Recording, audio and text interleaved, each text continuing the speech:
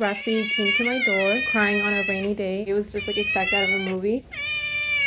I'm Mariel and this is Raspy's story for GeoBeats. I opened the door and he was like crying and crying outside my door.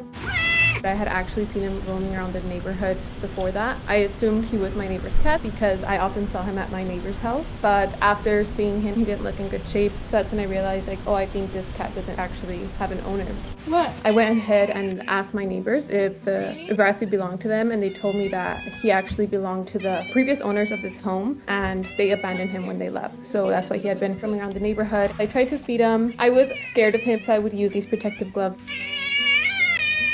I provided him with a little cardboard box house and he loved it. In the beginning, he would bite me, hit me with his little paws, scratch me, and it was difficult, but I had a lot of patience for him because I know that like he had probably been through a lot, like being on the streets, and he was trying to protect himself. When I first started helping him, I would bring him inside and he would cry and cry and cry, fighting like to get outside. You want to go outside? So I would let him go inside and outside. I was able to get an appointment with the vet and he got a thorough checkup and they were able to give him like all his vaccines, his shots, all of that. At the vet, he was actually very nice. Then with time, I was able to get him an actual outdoor cat house, which he loved. It had a little porch on the top, so he hangs out like on the porch, in the top story of the porch. After a few weeks, he did bring me his daughter and we took her in too. Is that your son or your daughter?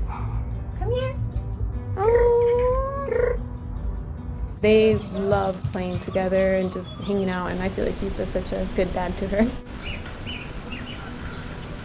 It took maybe like 3 or 4 months before he even like let me bring him inside and close the door. I had to leave my front door open because he needed to like be sure that he had an escape route if he wanted to leave. Now he's been neutered and we're at the point where he's mostly indoors most of the day. And a lot of times he'll be laying down sleeping and he just likes to have his paw touching my leg. Just some sort of physical touch going on. Just watching him sleep on the couch indoors brings me so much peace because this is probably the most peace he's felt in like a long time, from not having to worry about being attacked or figuring out where his next meal is going to come from. But every now and then he'll ask me to go outside and I'll just hang out with him outside.